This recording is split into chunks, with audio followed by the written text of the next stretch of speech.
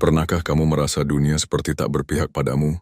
Semua masalah datang bertubi-tubi dan rasanya tidak ada yang bisa kamu kontrol? Bagaimana jika ada cara untuk tetap tenang, bahkan dalam badai terburuk sekalipun? Filsafat yang telah ada selama ribuan tahun ini mengajarkan kita untuk melihat hidup dengan cara yang berbeda. Dalam setiap momen kita dihadapkan pada pilihan, terjebak dalam emosi atau memilih untuk melihat lebih jelas apa yang bisa kita kendalikan. Stoicism yang pertama kali dikembangkan di Yunani kuno oleh Zeno, mengajarkan kita bahwa kebahagiaan tidak datang dari menghindari kesulitan, melainkan dari bagaimana kita merespon kesulitan itu. Ketika kita menghadapi situasi yang menantang, kita sering merasa terguncang oleh emosi seperti kemarahan, frustrasi, atau kecemasan. Namun, Stoik mengajarkan kita untuk tidak terikat pada perasaan tersebut.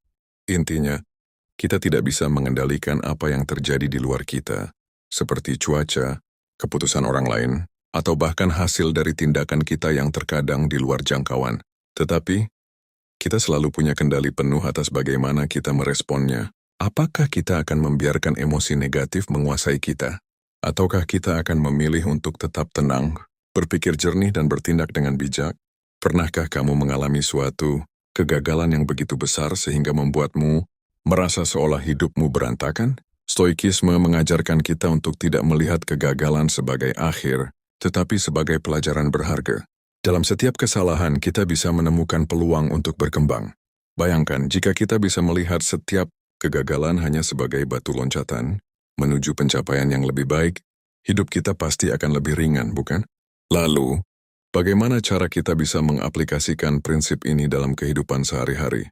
Misalnya, ketika kamu merasa stres karena pekerjaan atau masalah pribadi, coba berhenti sejenak dan tanyakan pada diri sendiri, apa yang ada dalam kendali saya?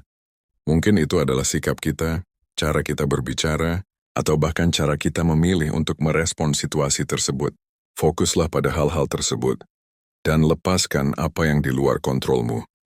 Salah satu teknik yang diajarkan oleh para filsuf Stoik adalah memento mori, yang berarti ingatlah bahwa kamu akan mati.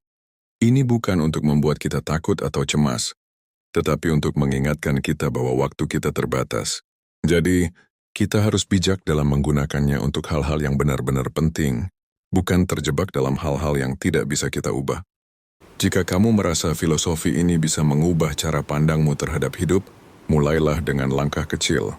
Cobalah untuk lebih sadar akan pikiran dan tindakanmu setiap hari.